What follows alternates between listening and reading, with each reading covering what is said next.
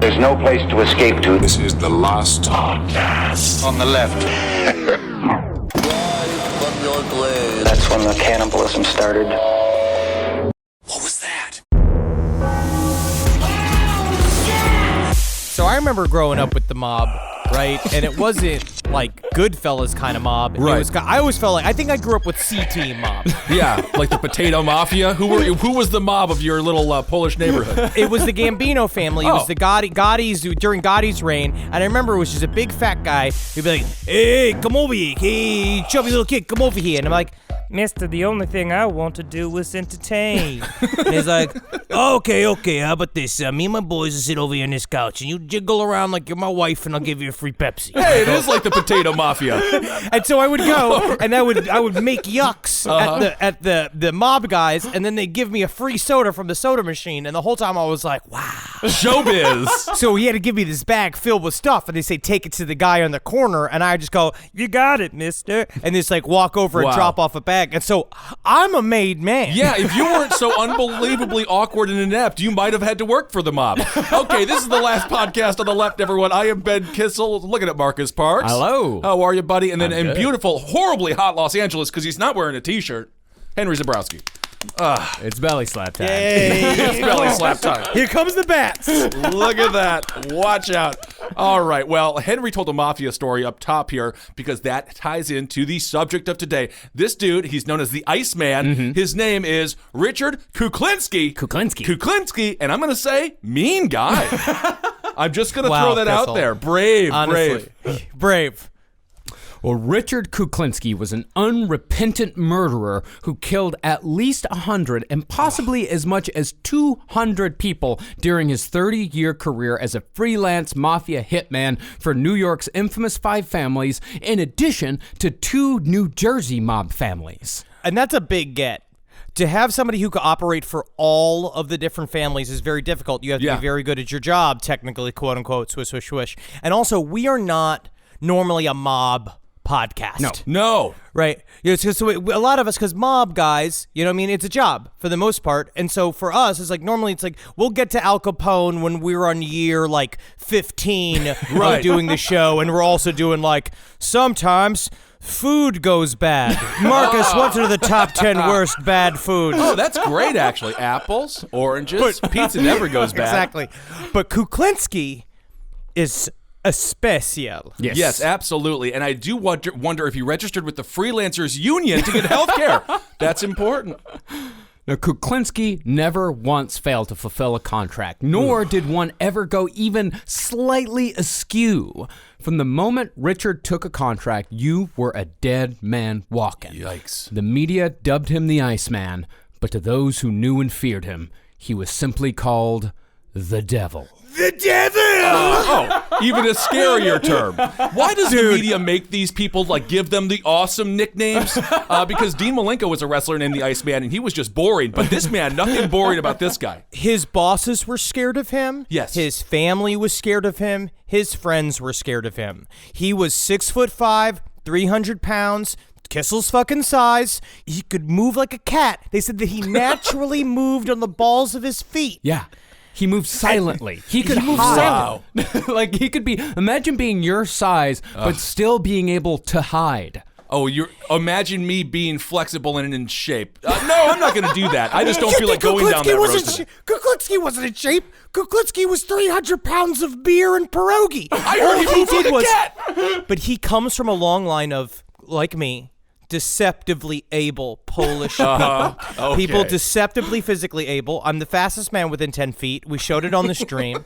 He is, and he can just do it. And he would pride himself in being like, the funny thing about me is that you never see me coming. And you're like, stop it. Creepy. That needs to be on your tombstone, by the way. The fastest man within 10 feet. I love it. No, the biggest question when it comes to Richard Kuklinski, and when it comes to hitmen and assassins in general, is this. Can and should Richard Kuklinski be classified as a serial killer? All right, I'm going to withhold my opinion. This is a question. Thank you, Ben. No problem. Thank you, Ben. It's withheld. Now, this is a question that we hope to answer by the end of our 3-part series. However, this question, as well as Kuklinski's story, is muddied by the mythology that has sprung up around Kuklinski, owing mostly to the 2013 Michael Shannon movie, The Iceman.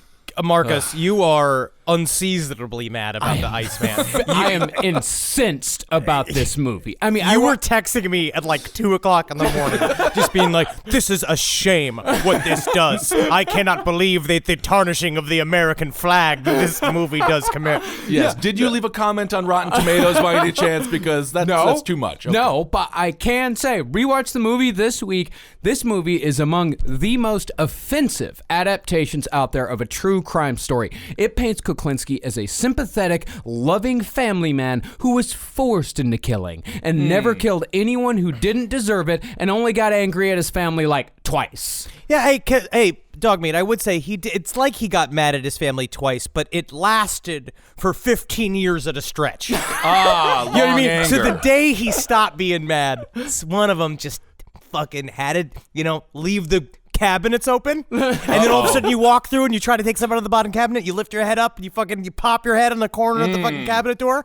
I'll kill the whole family. Yeah, and then it swells up like an animated cartoon there, and then you got to push it down with your finger, but then it comes out your temple.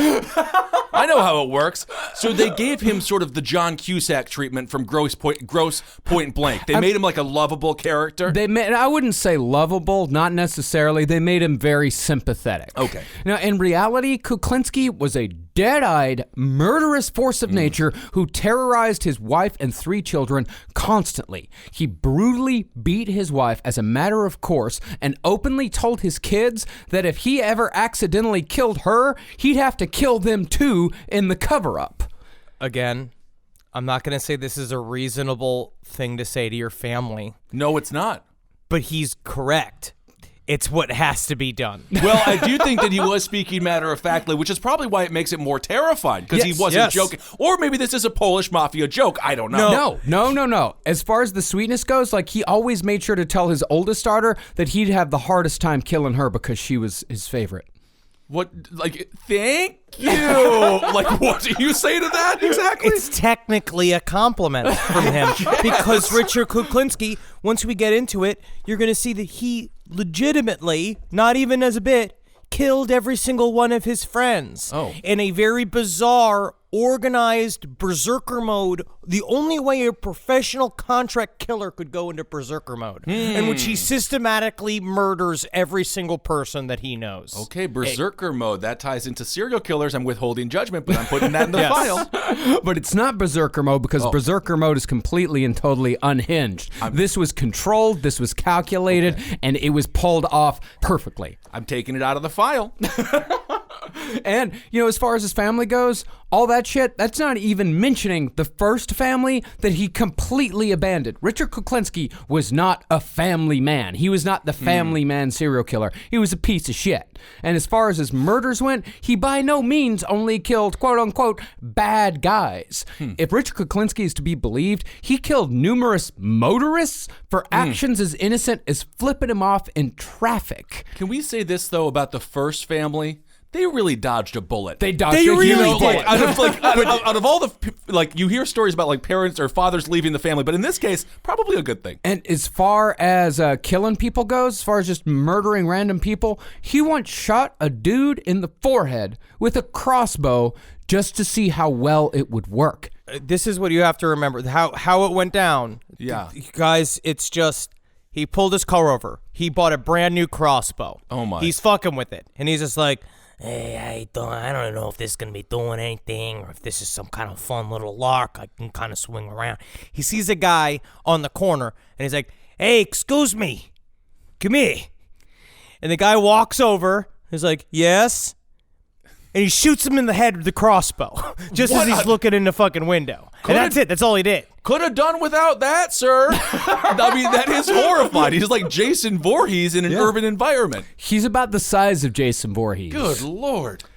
Now, although he certainly killed many of his victims with shots to the chest and knives to the brainstem, as the movie portrayed, what they didn't portray is that he constantly found new and inventive ways to kill victims based on how much his mob contractors wanted the marks to suffer. He was so into the idea of finding new ways to kill people that he'd watch Wile E. Coyote cartoons and take notes. Yeah.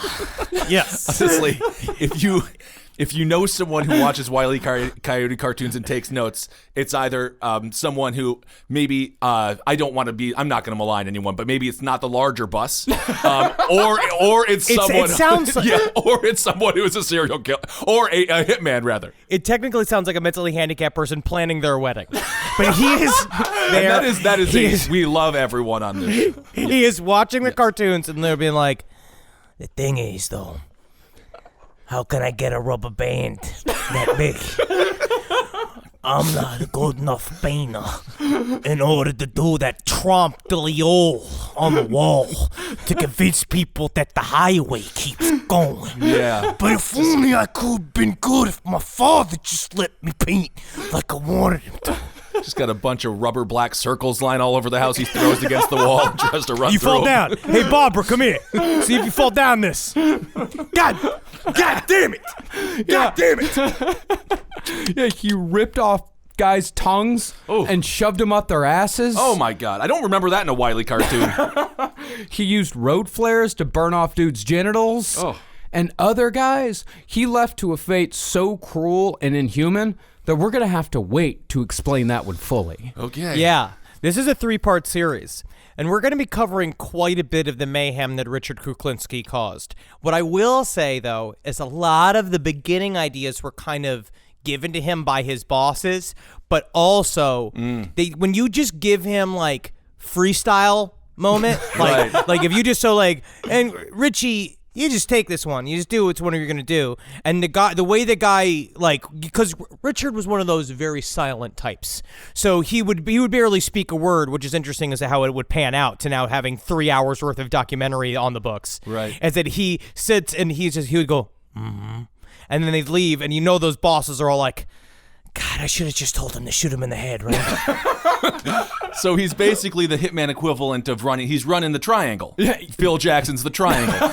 You got a lot of leeway. You can really kind of create whatever you want. Richie starts building his library by grabbing old copies of VHSs of Nickelodeon's Doug to see if there's anything in there, like some Rugrats. Now, granted, some of these guys that he murdered had committed grievous acts of violence, and one could even argue that some of them might have deserved it. Okay. But half the time, Richard didn't even know what these people had done. If the boss said make them suffer, they suffered. And whenever Richard could, he enjoyed it up close and personal. This is a clip of him saying why. What did you want him to think as they died? Just see my pretty face. I take it to them. But the last thing they ever saw was me. And if they carry that glimpse to eternity, infinity, or whatever it is, they're gonna be thinking of me all that time. Yikes. Yeah. Now, I have a question. Now, did he carry a boombox that played that ominous music at all times? Like the Joker had the laughing Just on machine his in his belt buckle? pocket? Yeah. Okay. You hear it, it's like as he comes and be like, oh man, Iceman's here. At least make sure you know what he likes. Get him a hot dog Chicago style and 2 Boilermakers. Ooh, that sounds good. Now, Richard Kuklinski did at least have some morals. Pretty much no women, no children.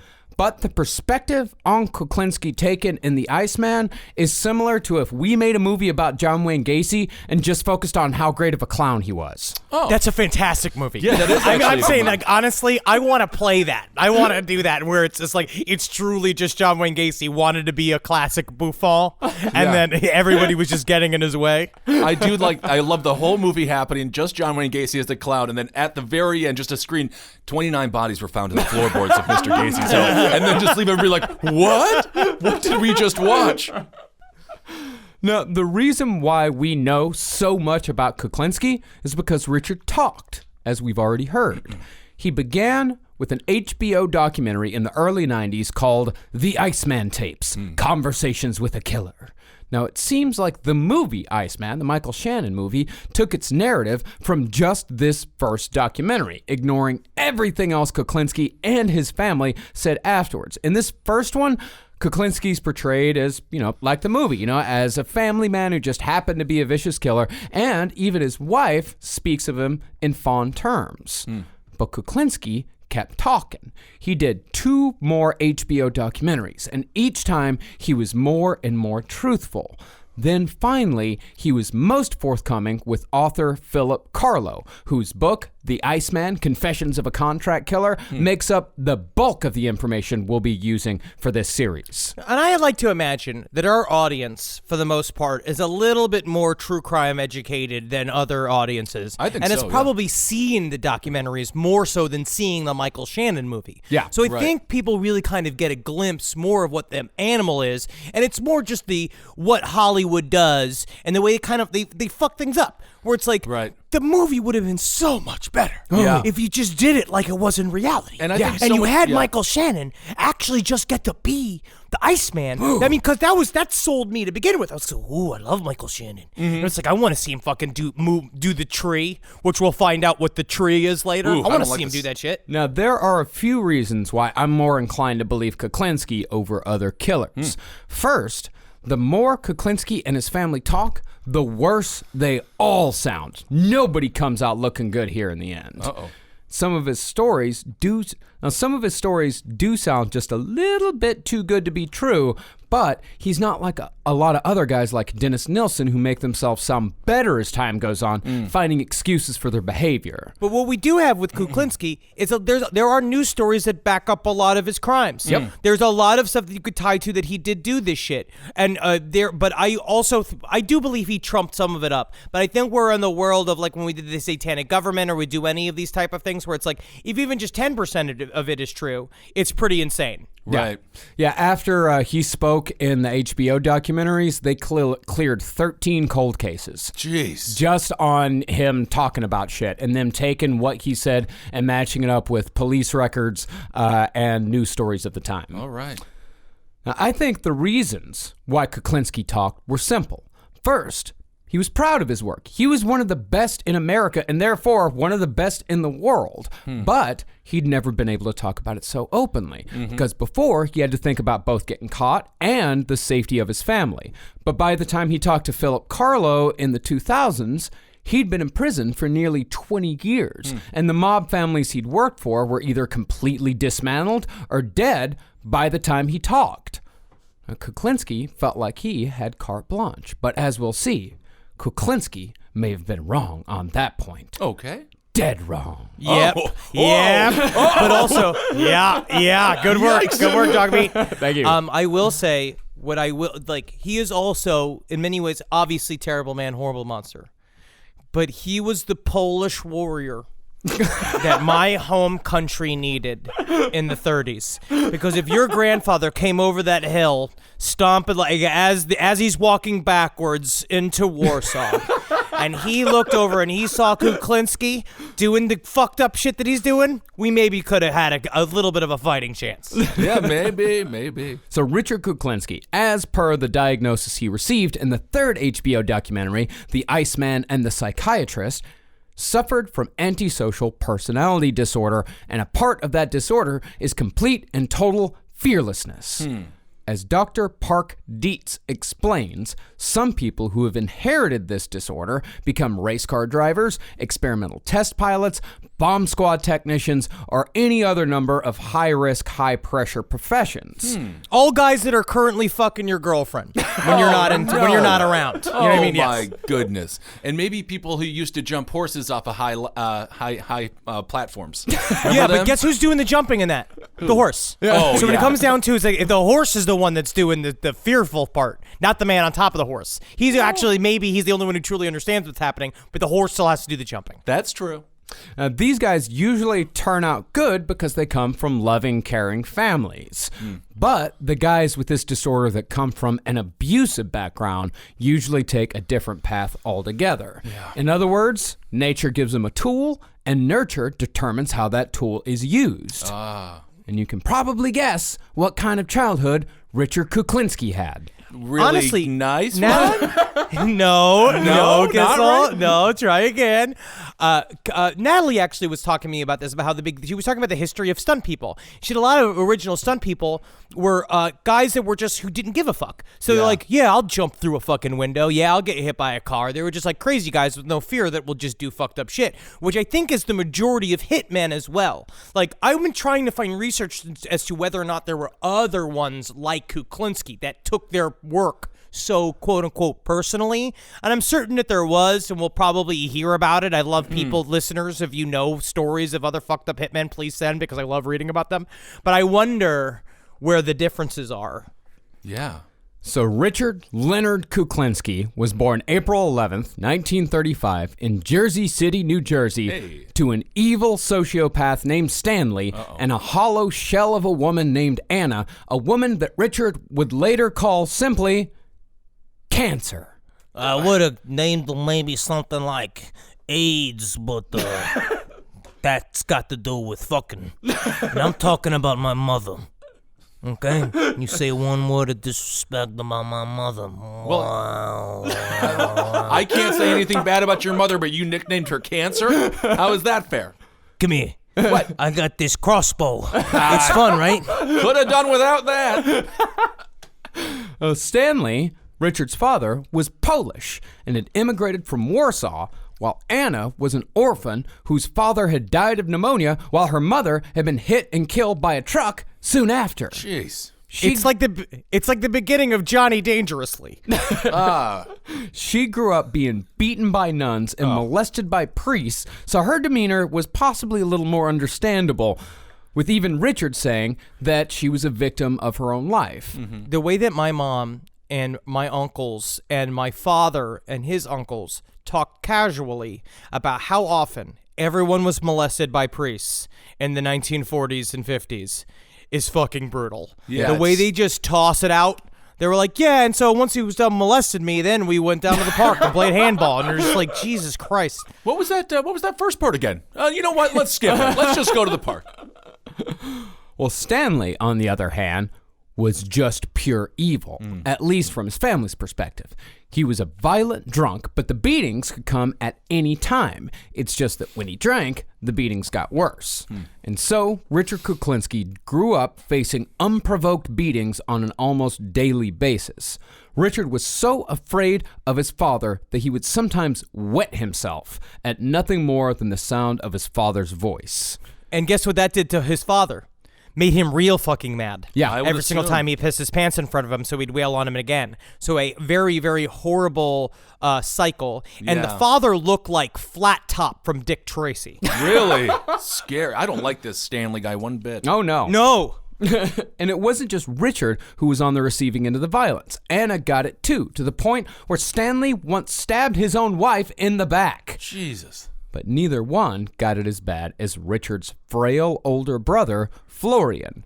Well, Stanley liked to hit Florian on the back of the head. And we're not talking slaps here. We're talking full-on punches. And Stanley, he was a railroad brakeman. He was a small guy, but they said he was strong as a bull. I'm sure. So one night, Stanley hit Florian over and over again in the back of the head until the young boy fell to the floor and never got up. He killed his kid? He beat Yeah, his dude. own son to death. Jeez. In front of the family, because you remember, this is like tenement housing. Right. They all lived in like one room. Right, So it's right. like he beat him to fucking death in front of his own family. And Richard, they're all just sitting and watching. And then he's like, the father has to turn around and be like, this didn't happen.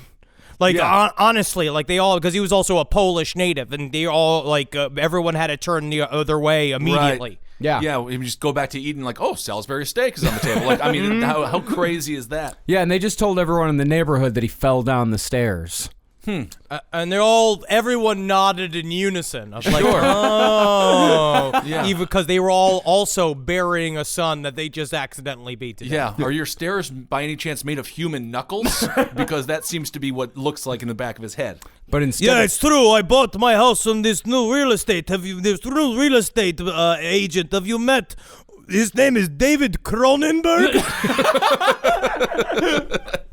But after this, instead of Stanley learning a lesson, Richard's beatings only got worse. Oh, no. And his mother was just as bad as Stanley.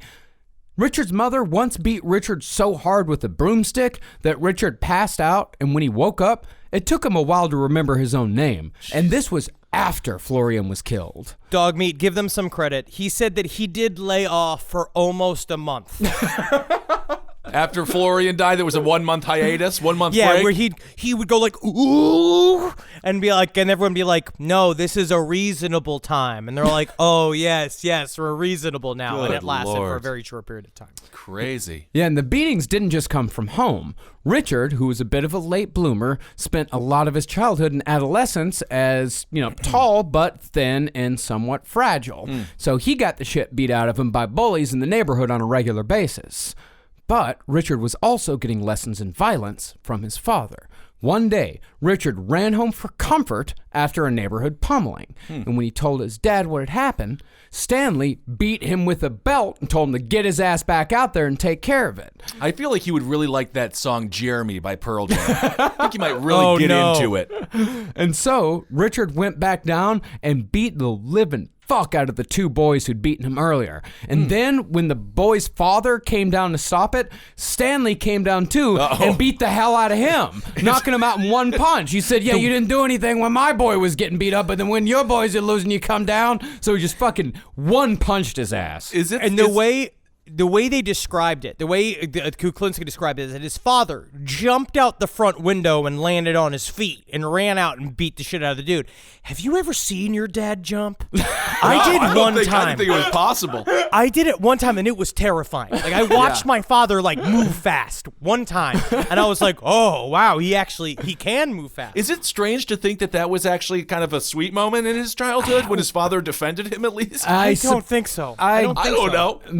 I don't know. It was more like you're beating up my property. Well, sure. It wasn't like you're beating up somebody I love. It's like, I beat the fuck out of my boy. You don't beat the fuck out of my boy. When I was a child, I was bicycling home during the winter time, and these bullies threw a bunch of snowballs at me. I fell off my bicycle, and I was weeping like the young kid in Christmas Story, just crying and crying. And then my father went over there, he knocked on their door, and the guy hid in the bathroom, and my father screamed at him. And it was very cool. And they were like juniors in high school. I was in 6th grade. I just don't really understand That's why cool. anybody beats up on the big kid. Yeah. I don't Because- understand that mentality. You befriend the big kid, you groom him to be your protector. That's No. what I understood. We have a finite amount of time where you can bully the big kid because our brains, we just want to be loved, and then everyone's like, you can't be loved, you're too big. And then it takes a long time for us to love ourselves enough to say, you know what? Stop picking on me. Yeah. Don't pick Hey. on me anymore. That's what I told him. Kissel. What? Kissel, can I just ask this? Yeah, I may what? not be able to answer this on air. Uh-oh. But where are the bodies? Oh, come on. I live in an apartment, for crying out loud. Well, after the incident with the two boys and Richard's father, Richard learned a lesson. He learned that he could turn violence to his advantage. Stanley and Anna had a couple more kids after that, including Richard's brother Joseph, who we'll get to later. Yeah, yikes. Yeah. Yikes on Yikes. Joseph. Big yikes Big on yikes Joseph. on Joseph. Okay, wait for that. But eventually, Stanley shacked up with a Polish woman, and for the most part, left the family alone. Polish women satisfy. Okay. But by that point, I'm going to get a t-shirt that says that for myself. the die had already been cast in Richard. By the time he'd reached adolescence, Richard had already fulfilled 2 out of the 3 points of the McDonald Triad. Uh-oh. And to give a refresher, the McDonald Triad is a set of 3 factors that occur in childhood that are predictors for future violence. Bedwetting, arson, and animal cruelty. And Richard managed to combine 2 out of the 3. Creative. I guess. He started by tying the tails of stray cats together and throwing them over clotheslines just to see the cats rip each other apart. But his most cruel habit was throwing cats down the incinerator in his apartment building. He'd throw them down the chute, turn on the incinerator, and then sit and watch through the window as the cats would try to claw their way back up. I just feel like you're waiting for an accident with the incinerator in the apartment complex. I don't think they do that anymore. And it seems like, it was a horrible idea to start with. Why Yeah, not, 'cause it's- who's building the apartment and be like, let's put a fire in the middle of it? What kind of thinking is that? Yeah, why does every apartment building need a crematorium? Like, there's no real reason. But he would say Richard Kuklinski, I think, and the comparison will come up again and again, is very similar to Carl Panzram because he did have sort of a self-conscious, like he would seek within himself like questions about why is he the way he is. And he said after the fact that the reason why he murdered the animals is because he was curious about why he didn't feel anything. Yeah. Where you'd sit, he'd throw them, and then he'd be like, I should be feeling something. Like, why don't I feel it? Wow. So it's like, I don't know the name of the condition, but when you don't feel any physical pain, he didn't feel any emotional pain. Not really, no. And dogs, hell, he'd do it to dogs too. Like he'd find dogs, pour gasoline on them, light them on fire, watch them run around. He'd bludgeon dogs to death. He'd tie them to the bumpers of buses. And eventually, he killed so many animals that the whole neighborhood, completely bereft of strays. He called it his pastime. I mean, but they had to notice that something was going on. Like, did anyone try to stop him and be like, hey, Richard, come over here. Let's have some cake. Let's not kill a dog today. We are of a generation that has begun to infantilize our dogs and cats because our generation's not really having many kids. Back in the day, I do believe that they would look at stray dogs and cats as a nuisance. Sure. And again, it's more of a, oh, that huge kid's doing his hobby again. And they have to go and they're like, oh, thank God, because they would attack our rutabagas. I don't know what that's 1930, what was this? The 1940s, I suppose. No, this is 30s, 40s, yeah. So since Richard's mother only worked menial jobs and there were 4 mouths to feed in the house, Richard started stealing food to make sure everyone had something to eat, from Drake's delivery trucks to train cars. The classic Drakes? Oh, the classic Drake cakes? Drake cakes, yeah. Really? Drake's coffee cakes. Wow. Yeah, I mean, he just started stealing food to eat, and then he found that he liked stealing, so he started moving up to stealing cars. And he also engaged in petty theft, particularly the true crime magazines, which he'd take every week from the local candy store. Oh. It wasn't long before Richard realized that the only thing he'd ever be good at was crime. He was the first true crime super fan to then also use that knowledge for himself. Like he understood early on, being like, oh, I'm a criminal. Oh, this is what I do. Right. Sort of like a Charles Manson, I guess, in that regard, right? He's a professional criminal. Yeah. He's also just, he's just straight on Panzram. Yeah. He's just straight on, like, he's a villain. That's what we'll talk about again. Serial killer, I don't know. Villain, yes. Like, would you call Genghis Khan a serial killer? I mean, technically, he is like to use again the Dan Carlin, the capital G, great man, but that doesn't necessarily mean good man. You know, with Genghis Khan, I wouldn't call him a serial killer to his face anyway. That is for sure. And please, Henry, it's Genghis Khan. Oh my God! God damn it! God damn it! Good Lord. Well, it is kind of ironic. So he's stealing true crime books and becoming a criminal, mags, and becoming a criminal while he does it. Well, out of those true crime magazines, the kind of crime that Richard paid attention to the most was murder. Really? Murder. I don't know. I just had a vision of a centerfold for a true crime magazine, just like a Glock, or just like a big knife. Like, what's the centerfold for a true crime mag? Goon of the month, where it's just like guys I'll with get like there one day. balaclavas on and nooses. Yeah. Well, definitely not blaming the true crime magazines here, but it was only a matter of time before Richard started applying the knowledge he was learning to how he was going to kill people himself. Okay. And he started with the gang of bullies that terrorized him every day. Ooh. The victim was the leader of the gang, Charlie Lane, and the original plan was just a simple beatdown. But like it is with so many other killers, that beatdown edged its way into murder. Murder. What I will say is that it's like the group of bullies from A Christmas Story. I was going to say that. If they ran into Jason Voorhees. Yeah. It's like if this group of they flipping coins. I mean, yeah, get out of here, tall boy. Yeah, get out of here, tall Polish boy. Yeah, you're Polish. Because that was a big thing is they always making fun of him because he's fucking Polish. Yeah. But guess what? You know what happens sometimes when you make fun of a Polish person? What? Ooh, it builds and it builds and it builds and it builds and it builds. And just one day, bam! Bam, bam, bam! Now, are we still talking about Kuklinski, or is that you? Well, they never made A Christmas Story 2. Ralphie very well may have become a serial killer. We don't know. They did make a they? Christmas Story too. Oh, yes, they come did. on. There was a Really? there was a sequel. Yes, where it's him in summer camp. I believe trying to the neighbor girl. I don't remember. It's some weird other 1960s plot. Yeah. Okay. Well, Richard's plan was to take a wooden clothes pole from his closet and beat Lane when he came home late at night. Just simple revenge. Okay. You fuck with me, I'm going to beat you up. Now, when you say plan, did he jot this down? like it doesn't seem like that much of it. It's not elaborate. No. Kissel, he sat he doesn't have blueprints. He doesn't have a neighborhood breakdown. But will become the trademark of Richard Kuklinski. He is an incredible planner and he knows what to do. And that's a part of what's really, again, it's very surprising because you didn't think a man is essentially, I would use the human category of lug. He is a lug, and you'd think that he wouldn't do this shit, but he was very clever. Oh, very clever indeed. It's a weird Elmer Fudd.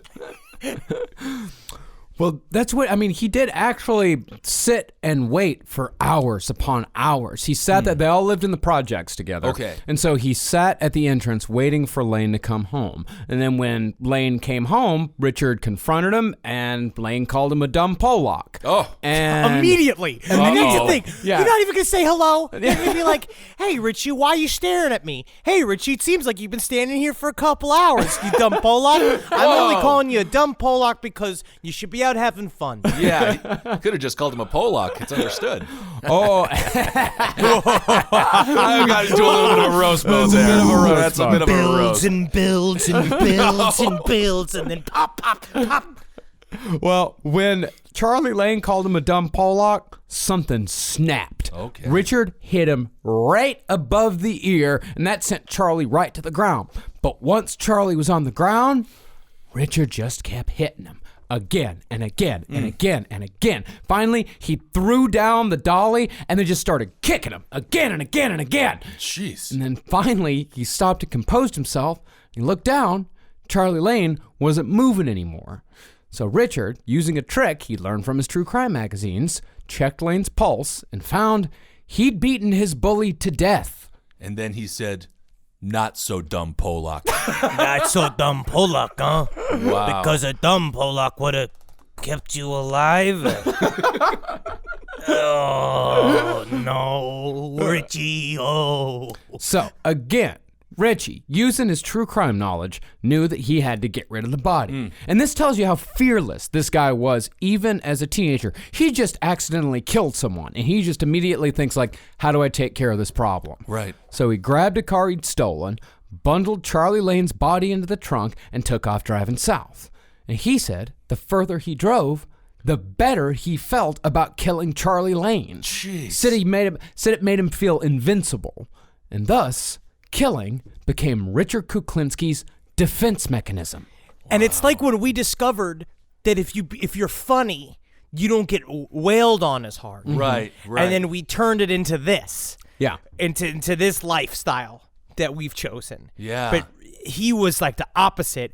All of this is sort of like if the Scooby-Doo gang was reversed and if the Scooby-Doo gang was actually like the Firefly family, Right. killing people and then covering it up. Ooh, I'm excited for that new movie. The funny thing is that they said Kuklinski, when he was younger, he was actually the class clown in Catholic school. But then the nuns beat that out of him. Ah, I see. Yeah. I do get the feeling if he could have, he would have been listening to Bruce Springsteen. It's a real Bruce moment, I think. He loved country music. Oh, well, country music, man. But yeah, he likes the music that you like, Kissel. He likes Waylon Jennings. He likes old school country. He likes all that stuff. Well, Bruce is the country of the East. That's what I've heard that. I'd say Bob Seger as well. Okay. Well, okay. That's it. No, That's it. No, I agree with you. I love Bob Seger turning the page, lets you know what to do. well, Kuklinski wasn't done with Charlie yet. Richard took his first victim down to the Pine Barrens, home of the Jersey Devil, and brought the body out of the trunk. He then took a hammer and knocked out all of Charlie's teeth. And after that, he chopped off the tips of Charlie's fingers with a hatchet he'd brought, both done to prevent identification, both things he'd learned from true crime magazines. Oh, I see. And finally, he dumped the body off a small, isolated bridge and drove home, throwing fingers and teeth out the window as he went. Like Lorena Bobbitt? What is going on here? Yes, like it's confetti for a celebratory parade in Halloween Town. Richard later told Philip Carlo that this was the first time in his life that he felt like a person who merited respect. Wow. He was 13 years old. What? 13? 13 What? years old. He was over 6 feet tall. He knew to knock the teeth out of a person's mouth and to chop the fingers off of the... I remember not wanting to go to the bottom of the trash bin. Like, I remember my mom calling me a wussy because I didn't want to go to the bottom of the trash bin and get something, a bunch of stuff. I was like, ew, it's gross. It is gross. He dismembered a body. Okay. But So now, yes, he's full Panzram. He's full. Panzram. yeah. But now, Marcus, you said earlier that he was a late bloomer. Are we talking he's killed more than he has pubes? Like, are we talking pubeless, prepubescent, 13 years old, cutting fingers off? No, if he's truly Polish, he is completely covered with hair. I don't know. No, I mean late bloomers in like he wasn't big. Oh, he like wasn't he big. wasn't like a I big see. dude. Oh, okay. Yeah, and to drive the point home that he needed to be left alone, the next day he took a 2x4 and beat every other member of Charlie Lane's gang, and they never bothered him again. And we know this happened. Yeah. Charlie Lane was reported missing. Wow. Nobody ever knew what happened to Charlie Lane, but nobody even came close to thinking that skinny little Richard Kuklinski was capable of such a thing. Man, I do kind of wish that Ben, the character from It, would have done this when it comes to that guy being such a mean person to him. Yeah, but he got a reputation then, and then he started learning, which is what he will use the rest of his life, is that when you come at somebody 10 times harder than when they come at you, you gain this, like, they're now scared of you. Yeah. Right. Because what it is, to put my psychiatrist cap on, is that he is taking power back. Again, he grew up his whole life with no power. He was subject totally to the abuse and the whims of his parents and to everyone around him. So now what he's going to do is being like, you're going to think about me what I want you to think about me, which means instead of calling me, you maybe call me the dumb Pollock, but it's not going to be dumb Pollock scaring me all the time. Like that's what you want. Okay, interesting. Because after that, he found a baseball bat, and he started going around Jersey City and beating the fuck out of anyone who had wronged him in the past. Wow. And when the bat became too cumbersome, he started carrying around a hunting knife, and he'd slash the face of anyone who crossed him. Yikes. And of course, none of this behavior was conducive to the school system. No. So Richard dropped out and got his education in pool halls and bars. Okay. He loved pool. Loved pool. Really? Expert pool player. Very good at it, huh? Very, very good. Yeah, because he was playing pool every day from the time he was 13. The hustler. He would go and just hang out in pool halls and no one said anything to him because he was scary to adults. Yeah. Like he was this little kid who'd been like, give me the cue balls. It's my time to start playing pool. And they're like, dumb little pull-out kid scaring me for an adult. Fucking okay, all right, okay, here you go. Here's a pool cue. And it, ding, ding, ding, ding, ding. He was great at it. And those pool halls, that's where Richard bought his very first gun, a .38 Special with a 6-inch barrel.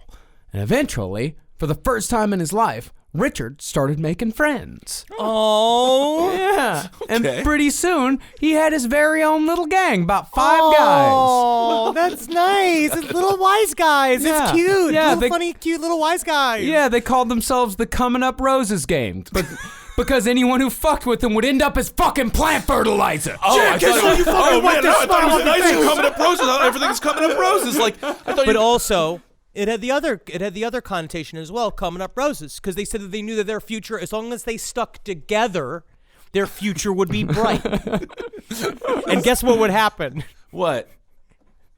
You'll see. Oh, okay. Yeah, and to commemorate the gang, each one of them got a scroll tattooed on their left hand with the gang's name written on it, which is much scarier than the goofy, stupid fucking Grim Reaper tattoo they show in the Iceman. So they got Iceman. So it was C-U-R? That's what they got? No, they Coming Up Roses. They actually had Coming Up They Roses were able tattooed. to write all of that? Yeah. I mean, it yeah. probably wasn't very good. No. That's not what it was about. And if you made fun of their fucking tattoo, I'm not. You trying to make fun of these little wise guys' tattoo? I like their tattoo. By this time, Richard Kuklinski had developed a reputation around town as a guy who'd beat you just as soon as look at you. But there were still some people who hadn't gotten the message just yet.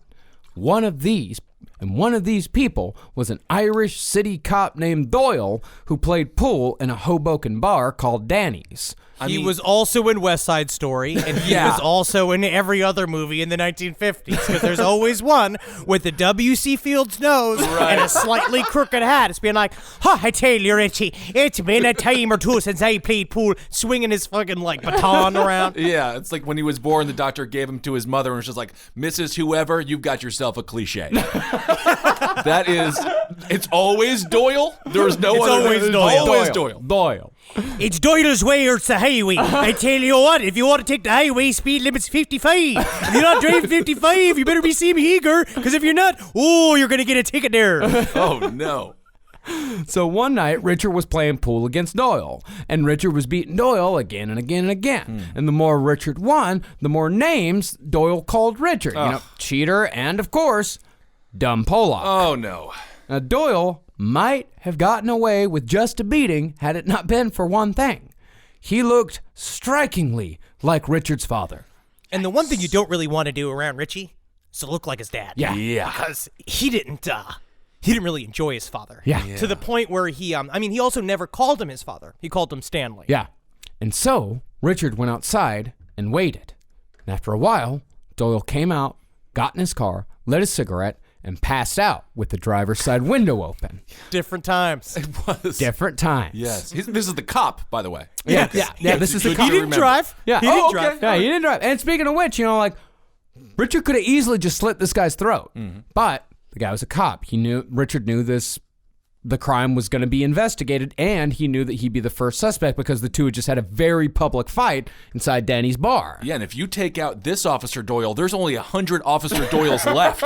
So Because Irish families reproduce in packs of 13. by law. But instead of going smaller, Richard went over the top with this one. He went to a nearby gas station, bought a quart of gas, poured it on Doyle, threw in a lit match, and stood nearby so he could hear Doyle scream and smell Doyle's flesh as he burned to death. Wow. This happened. I will tell you this. There's almost nothing worse than hearing an Irishman scream while he's on fire. I agree with that. It's piercing.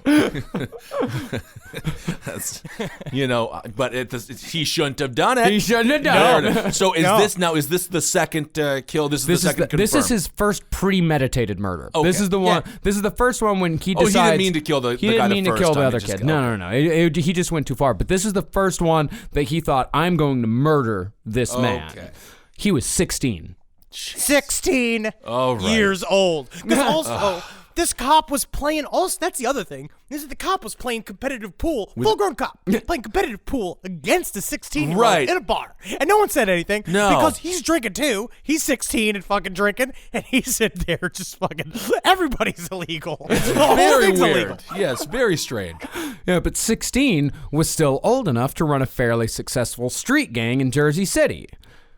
Coming Up Rose's gang broke into warehouses, robbed liquor stores, and burgled the nicer homes in town. And Richard seemed to be inviting violence more and more. Because, as we said, Richard Kuklinski, he's your size. And he had been a We pretty don't thin- have to clarify that every time we talk about his size. He's your but- size. It's important for people to understand. He's a big guy. It's scale, because people have seen pictures of the three of us together. Yes, okay. They know the differences in our heights. Right. So, yeah, he's your size. So he's hairy like Henry, and he's my size. Yes. He's big. Yeah, no hair up top. Yeah, no hair up top. And as you know, big guy, you kind of stand out a little bit. Richard made himself stand out even more by wearing bright yellow and pink suits. And he'd wear them every time he went to these sleazy New Jersey pool halls and bars. All right. You know what it was? I get it for why he did it, because a part of it was the way that they described it in the book is that he grew up with like threadbare clothing. They had nothing. He had to steal food for the family. So as soon as he started earning money, he wanted to look like a big shot. At Right. the time, he'd go and buy the fanciest clothes that he could buy because number one, he wanted to look good. Right. He wanted to show everybody that he can afford it. And also what you were saying, Marcus, which is I dare you to say, tell me something about my suit. Right. What was that? You think I look like Big Bird? And the guy's like, I didn't say anything, sir. It's like, I think I heard you think that I look like Big Bird. And he's just like, no, sir. Yeah. No, sir. Whoop! And he just ties him in a fucking knot like he's Shrek. Well, that's the thing. When you're very big, people are always coming up to you and yelling at you and talking to you. Big guy. You can use that as an opportunity to speak with them, though, and you can win hearts and minds that way. I guess he could have win a heart and mind, but no, Or Richard he Kuklinski, could- you just slashed him across the face with this combat He knife. did the opposite of that, but Well, Kissel, maybe you should start doing it the other way. Maybe you could get more votes if you do more stuff like, it's more like grabbing people by their shirt and showing them how big your hands are. Right, It's like, right. it's like petting their hair a lot and like being like, what's in your pockets? And they really can't do anything because Right. you're just sticking your hands in their pockets. So since the Roses were pulling off so many jobs without getting caught, they were eventually noticed by the De Cavalcanti crime family. De Cavalcanti, and were recruited by a member named Carmen Genovese, okay. a.k.a. Meatball. Who's my size? It's a lot easier. It's a lot so you easier got to a call guy- him Meatball. Yeah, because they said he had a head that looked like a big meatball, so they called him Meatball. Yeah, it was not a creative nickname. It was. And he wasn't one of the like New York crime family Genoveses. Like he was, he wasn't related to them at all. Oh, I love it. Why did you guys call me Meatball? Your face looks like a meatball. Oh. Ah, okay. That actually makes a lot of sense, because for me, if I looked at myself, it'd be more like Mr. Yarn. Yeah, he's Yarn Man. He's a man made out of yarn, but also I just run criminal enterprises. I don't give myself nicknames to other people any sort of creative names. All right. So we got the Aqua Teen Hunger Force of mafia families going out there. They're recruited. Everything's coming up roses. So Meatball brought the gang to his house one afternoon, made them a big spaghetti, and gave them their very first contract killing. Now this was a big deal for the Roses, as they've been trying to find their way into organized crime for a while. It's strange for him, for an older man to bring. I mean, honestly, when we say older man, but we don't realize that people just had to work much harder earlier in the 50s than now. Right. So you could be 23 and be like a made man and be called Meatball and look like you're 47. Yeah, because sure. it's 1955 and everybody looks like that. So he bringing in there, he's making the spaghetti, and he's got a bunch of 16-year-olds just hanging out in his fucking living room, and he's like, I was thinking, maybe this is kind of way out of line or something. But I think you 4 children would be great at murder. It's like a weird little rascal situation. Well, the only problem is that Richard and 2 of the other guys in the Coming Up Roses gang were Polish. And another one... That's not good. And another one was Irish. Oh. Only one of them were Italian. That means that he was the only one who could have possibly become a made man. Oh. the closest that you could get is a position called the Giovanni Dianere, which means a mafia associate. Yeah. Which is like somebody, so you could be a side guy. Right. But you can't be a made guy because you got to be in the family. Now, and that's a part of also, too, I think that Kuklinski's got an immigrant sort of mentality. Right. Where it's like, I got to be what I got to be harder than everybody else because I'm Polish in an Italian world. Well, I mean, couldn't you do like rigatoni, eat raviolis. Like, just like, can you convert to being Italian? Nope, you got to be born. You got to be born. You got to be born. It's not like Catholicism. Can't even marry into it. You can't marry into no, it. you got to be Italian. Oh. Yeah, it's an Italian thing, baby. Like those shirts that you get in Staten Island. Yeah, I didn't realize it was. Well, kind of puts a new meaning on that. Yeah, I mean, the best these guys could hope for, independent contractors. Oh, that was okay. essentially what it was. So, hoping to get into the big money game, the gang, they took the murder contract that Meatball had just put right up in front of them. So they piled into Richard's car and they went hunting. Now the guy who they thought was the toughest dude, John Wheeler, was supposed to pull the trigger. But once they found the mark at a bar in Hoboken, Wheeler froze and couldn't get his hands to stop shaking. And so Richard just said, I'll do it. So he grabbed the gun from Wheeler, walked up to the mark in the bar's parking lot, put the gun to his head, pulled the trigger, and walked back to the car without a change in expression. Jeez. And after they'd driven a few blocks, Wheeler turned to Richie and said, Man, Rich, you're cold like ice. And that's why we all think we should call you, okay, Daddy Ice Buckets. I like that name. Wow. Well, that's how the nickname Iceman was born. And Richard, Iceman. Iceman. Iceman is better. Iceman. Yeah, and Richard, he found that he really liked being called that. And he he just liked getting an attaboy. He right. loved the adulation that he got for murdering someone. Yeah, and again, it is a cool nickname. It's a great nickname. But then no one should be a contract killer. Yeah, and when they returned to Meatball, boys were all poured drinks. They each got $500, and Richard Kuklinski was officially in the world of organized crime. So 1950. Mañana. Hey, buongiorno. It's nice. So, Make him a cake. It's a nice. That's a lot of money, isn't it? $500 $500 each in the 50s? In the 50s, yeah, Probably that's like a good amount of cash. $2,000. And it's a big deal. Do you ever notice in Williamsburg, and they don't do it as much anymore, but I remember when I first moved there, because Williamsburg, where we lived for many years, that was like the epicenter for a lot of mob activity for quite a period of time. That's where the movie Serpico takes place, like all of that shit, Donnie Brasco, all of that's there. Graham Avenue. Think Kings of New York as well. But they used to do a thing, and I don't know if they do it as much anymore, where they would put up a sign that said, like, congratulations to Mario and Luigi. that was like, they would do their, like, commemoration ceremony where they have their big party where they became made men, and they just tell the neighborhood that they were having the party. And they are only allowed to be made men after they murder someone? Yeah, you got to make your bones. Yeah, that's what they call it. They say you're making your bones. Interesting. Mm-hmm. You know what? Williamsburg, also the L Train, the Warriors. That movie took place on the L Train. And I watched that movie recently. They're very tiny and weak. They actually look a lot like the people in Williamsburg now. They filmed it on the L Train? They did. It takes place on the L Train. No, it much doesn't. Of it. Yes, it does. No. The Warriors take the L. Absolutely not. No, they're bopping down to Coney. They're bopping They from Bronx take- down to Coney Island, which was north to south, and the Marcus L only runs Parks. east-west. Marcus Parks. I've seen the Warriors more times than I can count. How high can you count? No, the L Train. 1, 2, 3, 4, 5, 6, 7, 8, 9, 10, 11, 12, 13, Henry wins. So now, I'm pretty sure they took the L Train. No. Well, we'll just agree to disagree, and we'll Google after the show, and we'll see if I'm right. This will stay in, and if I'm not, you'll never know it was edited out. So now that these boys had made their bones, Meatball started throwing a lot of work over to the Roses. And it wasn't just small-time stuff either. These teenagers managed to hijack an armored car. What? They netted $2 million in currency and gold. And they got $200,000 each. Wow. But every single bit of Richard's share was pissed away on gambling.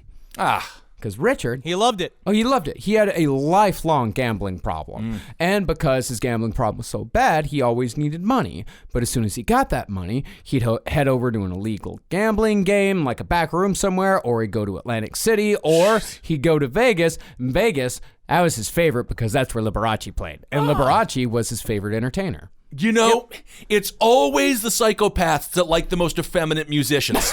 Always. I don't know why that is.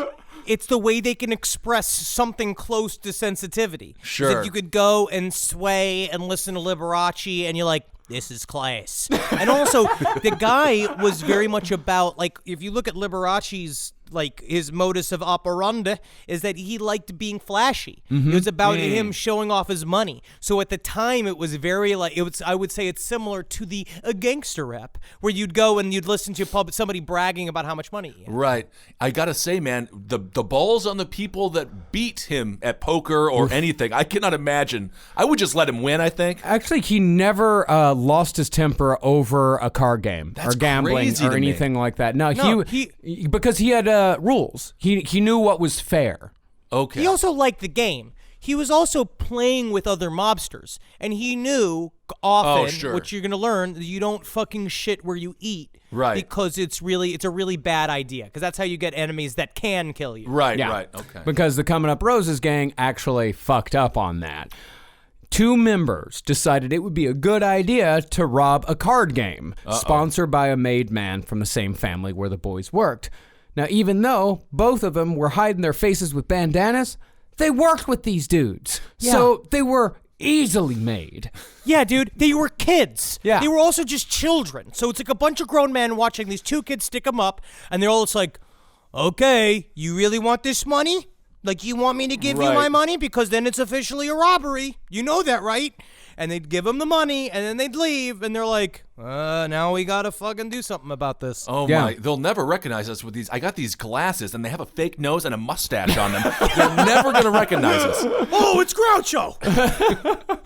Yeah, so a D. Cavalcante soldier, he knew Richard was in charge of these guys. And the thing is that, like, Richard had the respect of these mob dudes, even from a young age. Okay. So they figured they should go and talk to Richard. Okay. They figured, hey, this is your problem. You got to clean this up. All right. It's kind of like, I have a weird my inner thoughts are that they knew that he was the only one who was truly serious about it. Yeah. I think that they knew that he was the one who really could make it, and he saw the rest of them as a bunch of drips. It's kind of like how the CIA hired me instead of hiring you 2 guys. Oh my God. It's an interesting, strange reveal. Oh my God. What have I done? How much acid have they given you for free? So the mob gave Richard 2 choices. Kill your friends, or we're going to kill you. Oh, okay. Now, these were Richard's first and only friends in life. Yeah. But on the other hand, these guys had fucked up. And furthermore, they'd broken one of Richard's rules. Don't steal from the mob. Right. I think it's a good rule for everyone. Not just Richie. I would say just don't, hey, if you meet a mob member, don't steal from him. Or any organized crime organization. I'm going to say, or anyone, or any organization at all. That's nice. And so, Richard decided his friends had to go.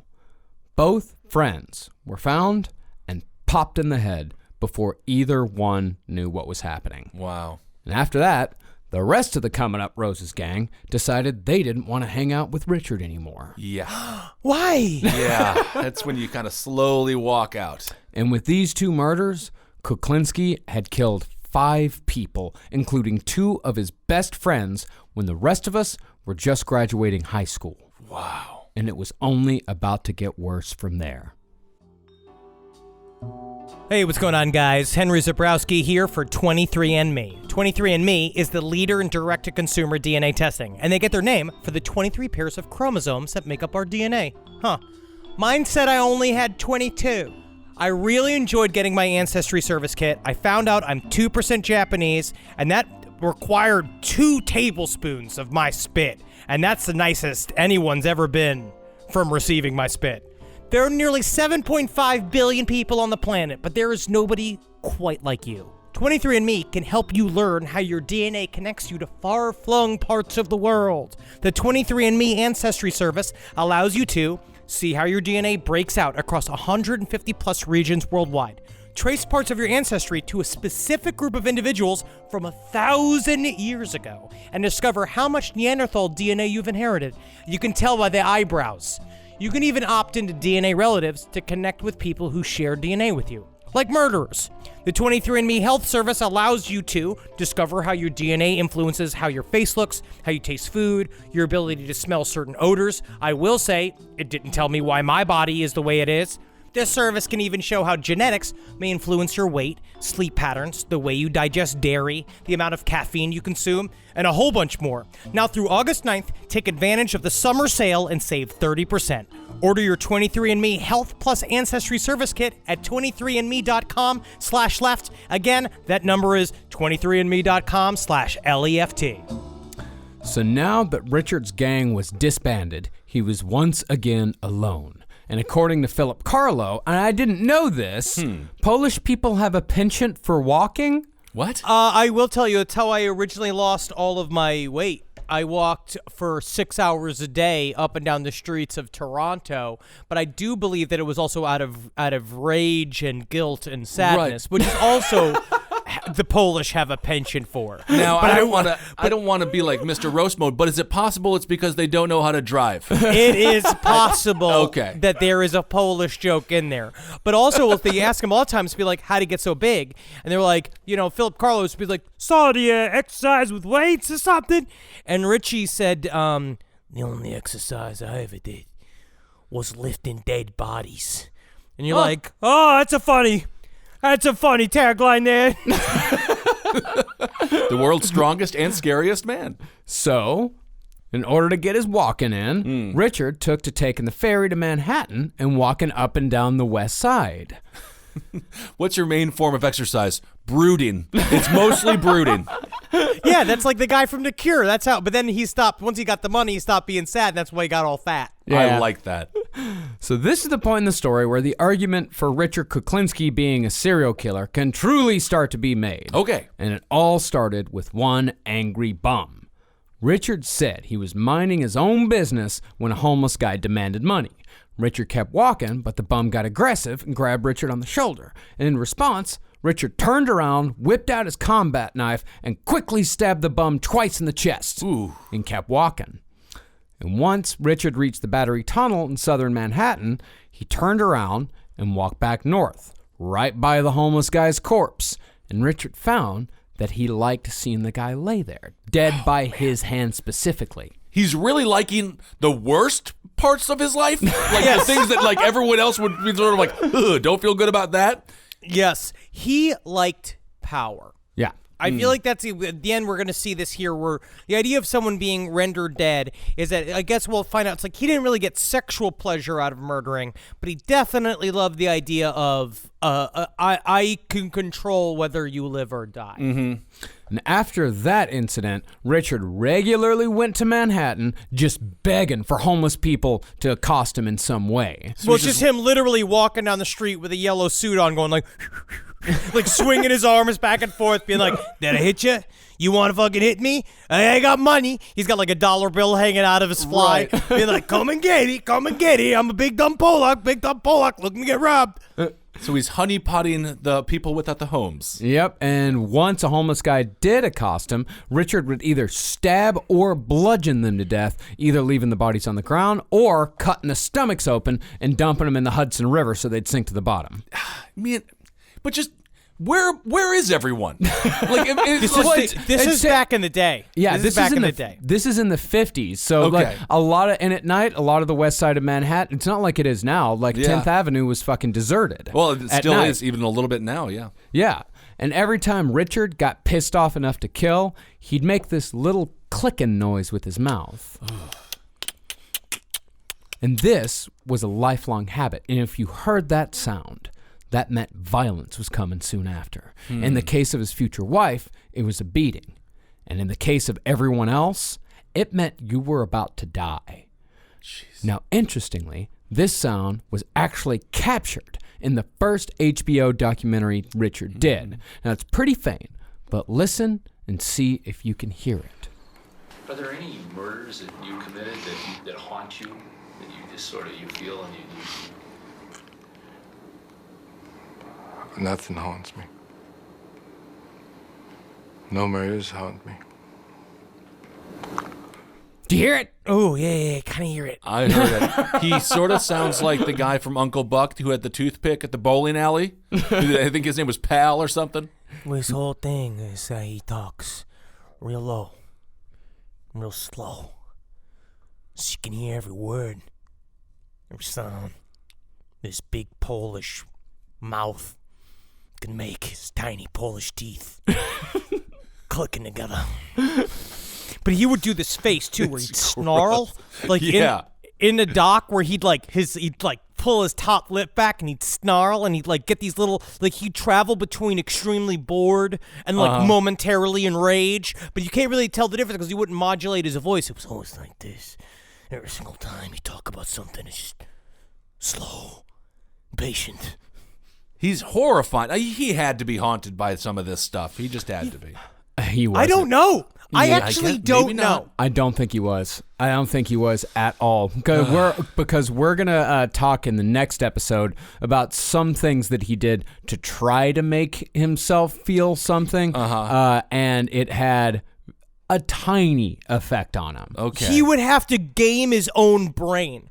He would have to sit, and that's what he would make his crimes more heinous to see if he could feel things. Yeah. That's so strange. Now, the reason why Richard made the sound in that interview is because he later said that he fucking hated the guy who was interviewing him, because he felt like that question the do any murders haunt you, he thought it was judgmental. And he said, I didn't do this interview to be judged. So he's sensitive. He's a very sensitive guy in a strange way then. Yeah. You go tell him he's sensitive, Kissel. No, that's I'm a problem. fine with it. You go tell him. Go tell him he's being too sensitive.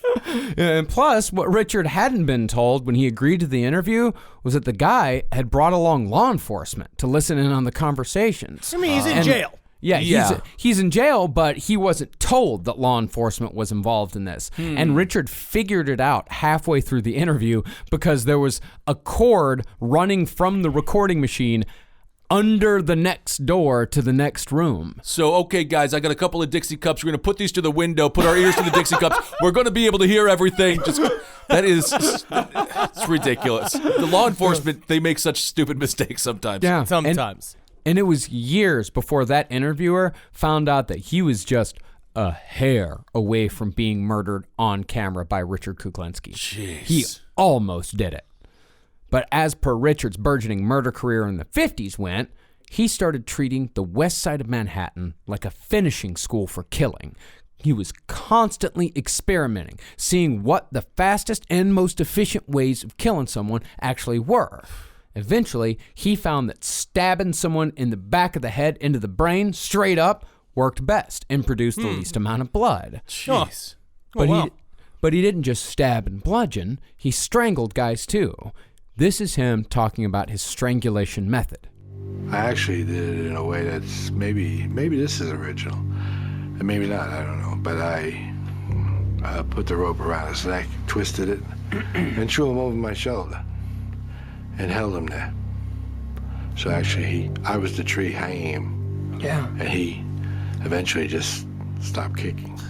I mean, it's like I'm trying something original. It's a cronut. It's a croissant and a donut. It's like, what is it? What was that for? Like, maybe this is original, maybe it's not. What's he talking about? Like, well, they've been plumbing him, asking him about what he would do, and so he honestly, at some point, is kind of like, I don't want to disappoint these people. Right. Everyone wants the fucking Iceman show, and so he starts talking about all of this shit. And yeah, I mean, if you're big enough to do the tree, then you can do the tree. If you're big and strong enough to do the tree, that's what people could do. And it's kind of like The Razor's Edge by Mr. Ramon. Mr. Razor Ramon. Only a man of that height and strength can get a man up that high and do the Razor's Edge. Right. Great finisher. Then Kuklinski started experimenting with ice picks, finding that if you practiced enough, you could get pretty good at getting it right into the eyeball or into the ear canal, and that would give you an instant kill. So he's really leaning in here. This is a little punny. Yeah. He's getting a little bit punny with his character. Well, Iceman, it didn't fully take hold until later on. The nickname Iceman it was with his friends, and some people, they would call him that, but it wasn't until later when he figured out a new way of disposing bodies that the Iceman became his true nickname. And by the way, the whole Iceman thing, blown way out of proportion. The media blew something out of proportion? Yeah. No way. Media, no way. But yeah, they blew the whole Iceman body disposal thing way out of proportion. And all this time, when Richard Kuklinski was murdering dudes in the west side of Manhattan, the cops thought that the bums had just gone crazy and were killing each other. Can you imagine how crazy that would have been? Just a bunch of bums stabbing each other in the eyes with ice picks and shit. It's just the easiest way to get out of police work. They've gone nuts. What's your official conclusion, Officer Doyle? They're crazy. It's cats and dogs out there. And that's the only thing I'll say about it further. No, it's my father. It's my father as a police officer. At this point, my dad was just a plumber. Oh, you were just a plumber, okay. At this point, he was just a plumber. My dad became a cop in the 70s. And it's like he was more of a... Because this is like 60s, early 60s. This is when he was coming up. When my dad was coming up, he was just in motorcycle gangs and fucking. Mm-hmm. Well, I mean, you'd think that cops would notice that the entire west side of Manhattan was just littered with dead bodies. Yeah. But back in this time, because this was still about like the mid to late 50s, there were no citywide murder statistics kept at all. And precincts didn't talk to each other at all. So they didn't know the scope of the murders. Precincts in Manhattan is like 6 miles. They still your precinct just throw a rock. Like everything is so close. I can't. That is the dumbest thing. The ego of the cops, the CIA and the FBI obviously used to do it too. They not talking to each other is so juvenile. And then Richard started preying on another section of the population that has long been the target of the serial killer. Gay men. However, Richard said he didn't kill them specifically because they were gay. He killed them because he knew cops wouldn't investigate the murders. In fact, it's kind of weird how much this man, who killed up to 200 people, wanted to make sure that people knew that he was totally cool with gay people. He said it like 3 times in the doc, where he's just like, I'm not disparaging the gays. I'm just disparaging anything with a pulse. Yeah. Anything that's alive. Okay. Well, I mean, I guess that he understands. Yeah, that, he's and that's like, no, unfortunate. there's nothing wrong with being gay. There's nothing wrong with being gay at all. Right. Yeah. No, he's it's like, actually now you're going to have a lot of people all mad at me because I'm saying bad things about gay people. And you're like, no, man, we're scared of you because you killed 200 people, Iceman. Yeah. All right. Well, I'll take him at his word then. So this target group became clear to Richard as he was hanging out in a gay bar one night just looking for a drink.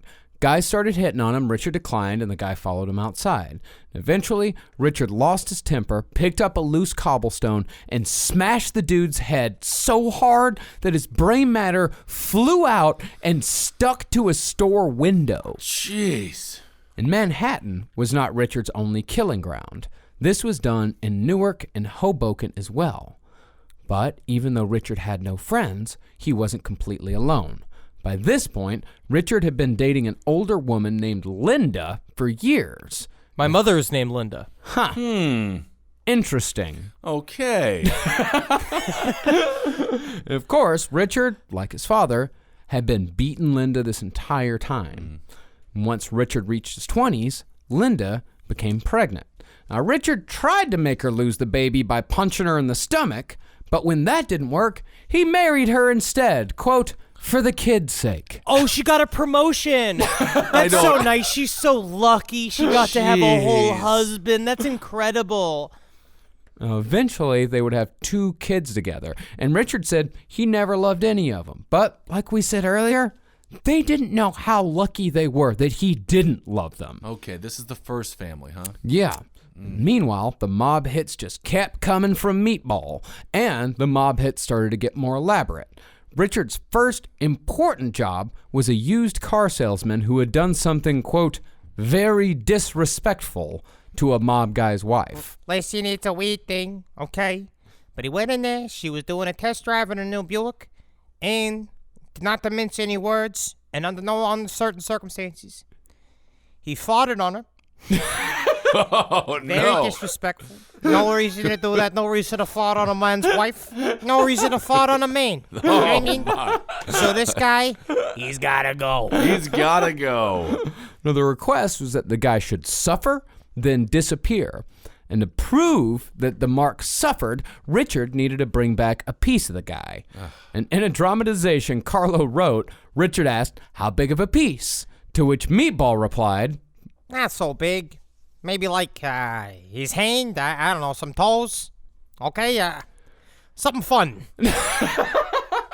Something nice. I don't know. Something, I mean, you cut it. I mean, dealer's choice. Freestyle, like always. Choice. Oh my, that's not good. Now, Richard said that he never particularly enjoyed the act of killing itself, to the point where he almost had a catchphrase about it. He'd always say this. I never felt one way or the other. And what Richard, when they asked It him, should like, be coming up roses. Yeah, everything's coming up. No, man, he killed his friends. yeah. All right. It's a bad memory for him. Oh, okay. All right. Now, what Richard really enjoyed was the stalking. And in this, you could make a case for Richard Kuklinski being a serial killer. If this is true, then that would help the argument that Kuklinski was a process killer, meaning that it was everything leading up to the actual kill that gave him pleasure. But what sets Kuklinski apart from the others is that he never got a sexual charge from any of his murders, or at least never admitted to one.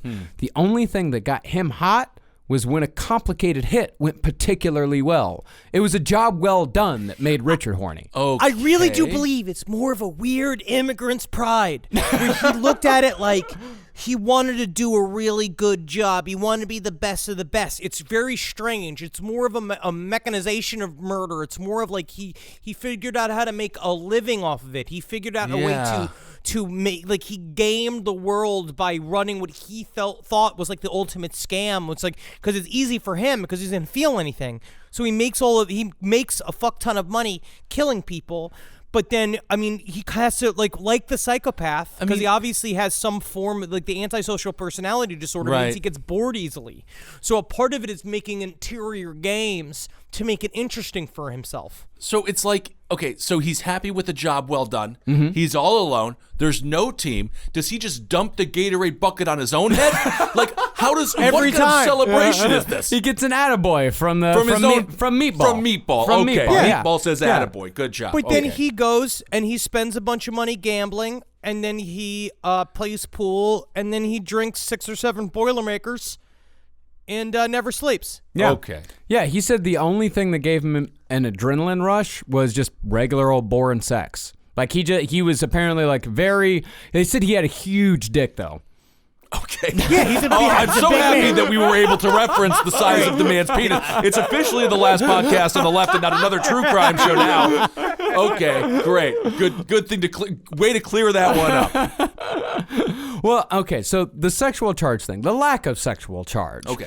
That tells you that he doesn't fit into the 2 biggest of the 4 categories of serial killer. He's not power control, nor is he hedonistic, both of which are rooted in sexual desire. Nor does he fit into the categories of the missionary killer or the visionary killer, meaning he wasn't crazy. This right here, actually, we have what Richard thought about himself. Did you think of yourself as an assassin? Assassin. Sounds so exotic. I was just a murderer.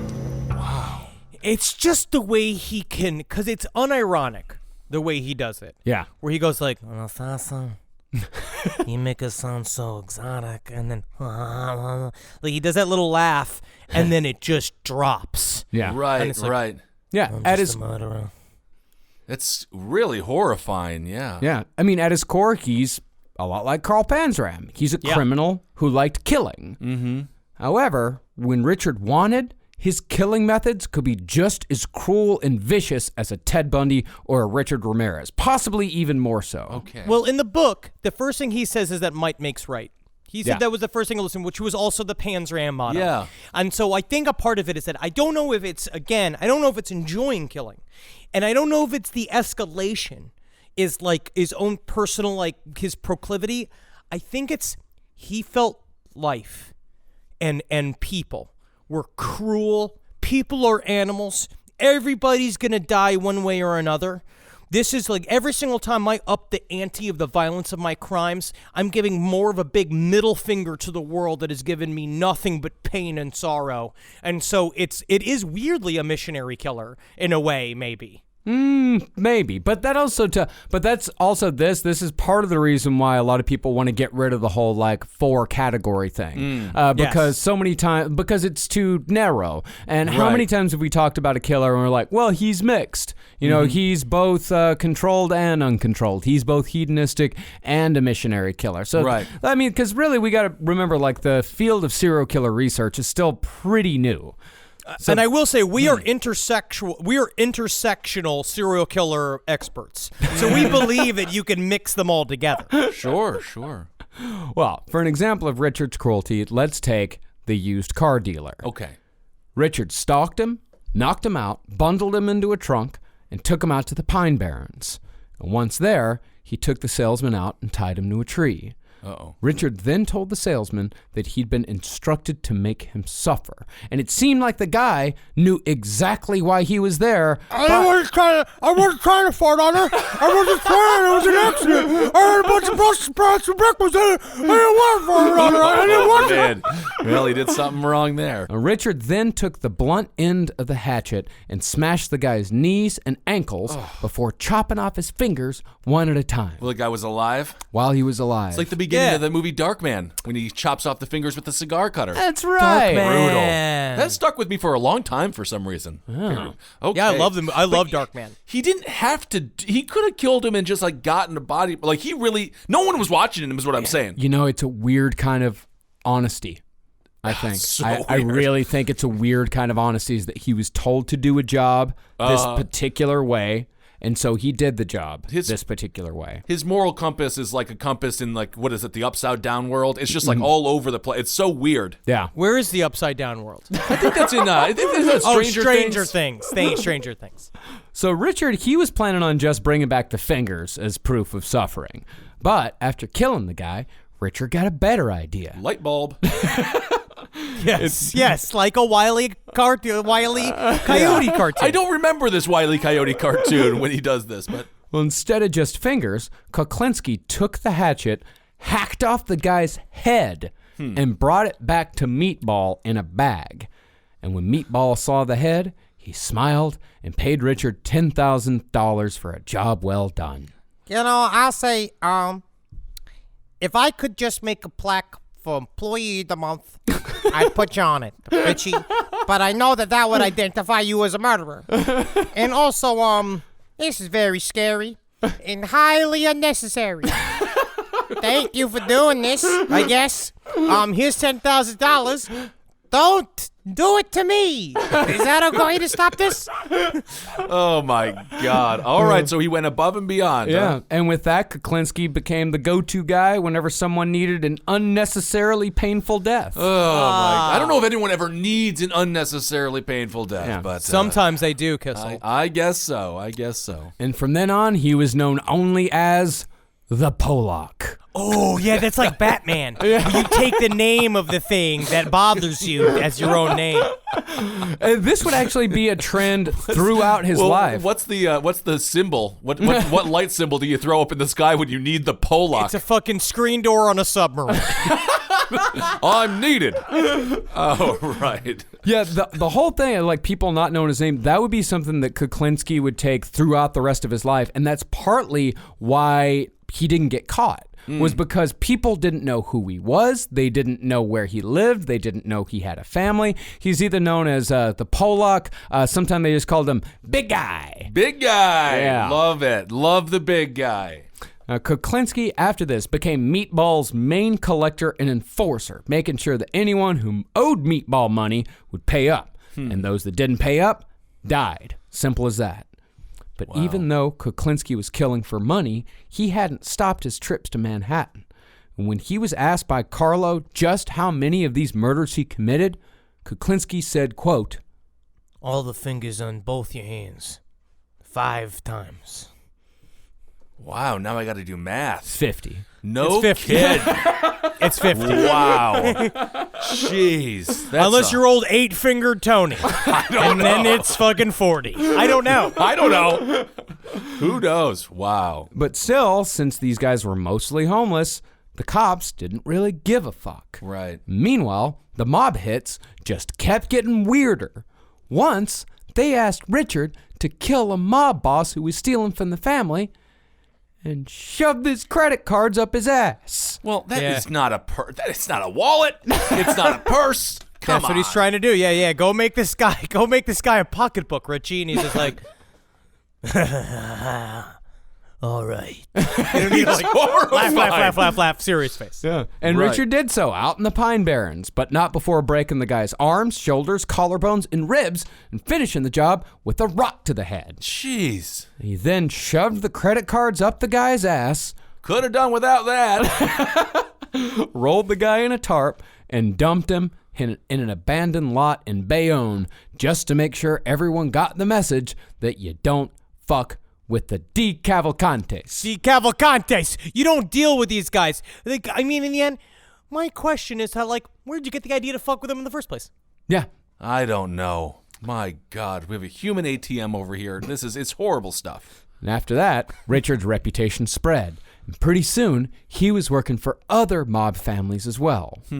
But now he killed a mob boss, but that didn't go against his. He killed the mob boss on behalf of the other mob bosses. He'd do this again and again. We'll definitely find out in the next episode that when you needed a big job done, you used Kuklinski. You called up the Polak. Yeah. It's like, let's give him the Mongo. It's that type of thing. Get Mongo. But you know what it is too? It's specifically because he didn't belong to any one of the families. The commission all had to get together. All of the heads of the bosses had to get together, and it had to be a 3/5 agreement to kill another one of the bosses. They all had to do it, and so that's the only person who could make a hit. And then what's great by him is that he's an independent contractor, so that he could just do it without worrying about repercussions from one of the other families. And because the mob works with rules, you can't fuck with him because essentially he's doing it for money just like everybody else. They took an up or down vote. Yeah. I mean, they need, you know what they should have? They need to have the filibuster. And the guy who was just like, guys, I know you want to kill me, but let me speak. Let me speak. Well, some of Richard's hits were done quickly, same day, while others took weeks to find the target. But So this is the montage with taking care of business every day, where he's going and doing it. He's getting up into mob, new suits. Was that a scene in that Michael Shannon movie? No, there was a montage scene, but it was him just killing a whole bunch of people. And they did show the tree very, very briefly in that montage scene. All right. But yeah, there was definitely a montage. Every mob movie has a montage. Well, you have to, otherwise how do you know time is passing? Well, the other thing, too, is that the reason why all these mob movies have montages is because mob stuff is horribly repetitive. Sure. It's like doing the same shit over and over and over again until they get caught. That's what I always think when I think about mobs and all the murders. I'm like, mundane, repetitive, copy, paste, I get it, okay. Well, Richard, though, he always got his man, and the patience that he learned in always getting his man was applied to his personal murders as well. That would have been a great montage. Just all the times he's waiting. Yeah, just sitting, hanging out, chewing gum, clicking, thinking about pierogies. Oh. See, in addition to being an antisocial personality, Richard also had paranoid personality disorder. This meant that Richard was essentially incapable of forgiveness. Any humiliation whatsoever demanded revenge. And for Kuklinski, revenge almost always meant murder. Wow. Case in point was a bouncer who was just doing his job. Kuklinski had gotten particularly drunk one night at a bar, so the bouncer threw him out. Now, Richard might have let it slide, but on the way out, the bouncer kicked him in the butt, which Richard felt was unnecessary. Let's just go ahead and say, yes, it is unnecessary. Sure. It is unnecessary. But you don't want to heighten tensions. You want to de-escalate. Yeah. So Richard waited for 2 days. 2 days. 2 days. Sitting there, staring at the bouncer, watching his every movement, checking out all of his patterns, when people came in, when people came out. So finally, Richard waited until just the right moment, got out of his car, hammer in hand, and hit the bouncer in the head with the hammer so hard that it stuck in the dude's skull. Fuck. Jesus. Yeah, dude. But this has also made him swear off of drinking too hard. He blamed the drinking. Yeah. He was he did. I'm drinking too much. I can't do this anymore. I get mad when I'm drunk, and I can't do it. Like, he had his safe bars where he'd have to go and be like, this is where I can't, this is my home bar. This is in Hoboken. I can't fuck around here because then where am I going to drink? Right. And by the time that murder happened, Richard estimated that he'd killed over 65 men. He was 25 years old. 25 years old. 25? You can't have over double your age in murders. This is ridiculous. If I was around him, I'd say this is getting ridiculous. Yeah. Meanwhile, he's strangling you, and you're like, this is ridiculous. It's ridiculous. But unfortunately for Richard, Meatball, his main guy, got murdered. Got shot in the head while he was cooking some spaghetti in the kitchen. That's classic. Every time. Because you know how it is, too, is it's Meatball being like, Just know in my will, if I die, I want to be drowned in my gravy. and so they have to go and shoot him in the head, and they're like, we gotta show him a little bit of respect. Meatball's been a part of this family so long. He's like, you're right. And they just stuck his head in the sauce. I want to know more about that second hitman there. Who is that guy? That's all his white guys. They all have weird consciousness. For some reason, after Meatball got killed, the other mob guys kind of cooled off on Richard for a little bit, and work dried up. So Richard had no choice but to go straight temporarily, so he got a job at the Swiftline Trucking Company. Now, this wasn't a change of heart for Richard. The only reason why he got a job at the trucking company so he could case the best trucks to hijack. Yeah, was he flipping through the phone book and he finally got into the S's and he's like, serial killer jobs. Here it is, trucker.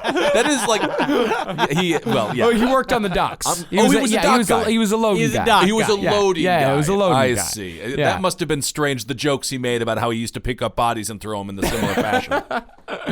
But it was here at the trucking company that Richard would meet the unfortunate love of his life, Barbara Pedrici.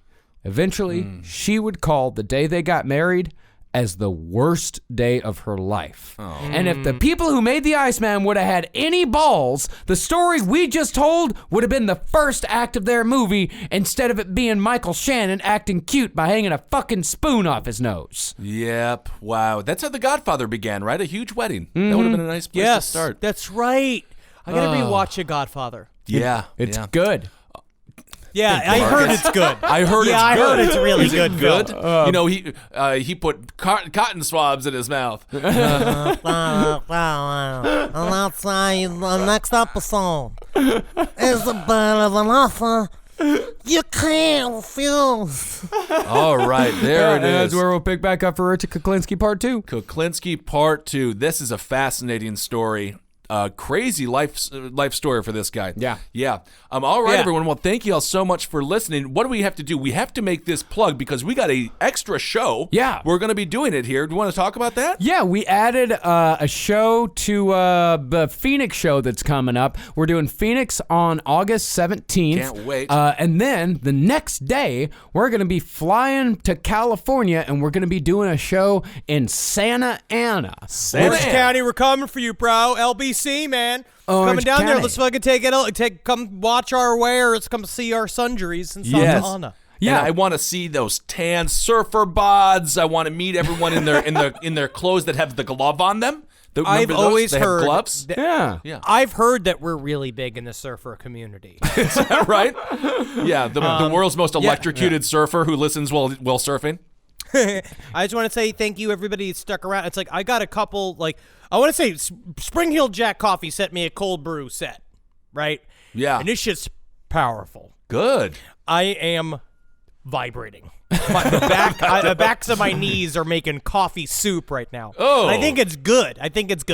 Oh, that's a good assessment. Yeah, I think so. All right. I think it's Very good. Cool. And the tickets for that Santa Ana show are going to go on sale next week, I believe on Monday or Tuesday. So be sure to check our Twitter and our website to see exactly where you can buy those tickets. Or you can just Google Santa Ana Last Podcast on the Left. Yes, cannot wait to see you in Phoenix. We cannot wait to see you. And again, apologies for the last time. No. We will be there, and we cannot say how much enthusiasm we have. Cannot I will wait to say- get into that 110-degree weather. I like the heat. So everyone complains about it, but I love the heat because I'm not like Honestly, the Iceman. it would be nice. You could wear less layers. I don't want to. I know, but you are obviously hot. You look I am hot. coated in sweat on a regular basis, slippery, and Because you got to wear some layer, man. Wear a tank top, man. My whole we all body is got layers. bodies, man. My shorts are getting higher. My clothes are getting tighter. Yeah. I'm just doing this, whether I'm getting fatter or not. That's what I'm doing. You have a strange comfortability with your form. And Yeah, man. Because I'm accepting that every body is a gift that we're handed, and some gifts are kaleidoscopes, and some gifts are fleshlights, and some gifts are flashlights. Does that make sense? Does any of that make You sense? just named a bunch of cylindrical things. That's me. That's the That's me. And that's why they call it the present. Thank you for sticking with us on our 2-week break. It Yes. wasn't really a break because we were working really hard. But Yeah. we want to say thank you. We're back and we're ready to fucking go Yeah. again. And it feels good to fucking do our shit.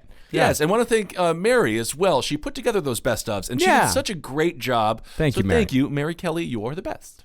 She did wonderful, wonderful job. Now you're going to want to give to the Patreon if you want to give us money. We're going to be back to doing some interviews real Yep. soon. Right, Kissel? That is right, Henry. And I read some fun creepypastas this week as well, so check that out. One involves a lot of honey, which is kind of fun. So it's a Winnie weird the Pooh stuff. themed? No. That Christopher Robin movie makes me want to fucking go on a Well, killing why spree. did they do that? With they look so weird. I hate it. I hate it. That's awful. Leave him alone. Yeah. Just get him out of there. Just Leave him stop doing alone. Winnie the Pooh. And why all right, doesn't I don't want to Eeyore hear ever- Christopher Robin. I think a Christopher Robin in their real life would probably turn out to be Jeffrey Dahmer. Who knows? And Eeyore deserves more of a movie, you know. More respect. More respect. You know he was right about everything. And I am going to also postulate out there if we're ever going to do a Riverdale version of Winnie the Pooh, I'm the guy. I'm saying it out loud right now on the show so that it can be willed into existence. Nah, they already cast Jim Carrey. Yeah, I'm sorry. Jim Carrey!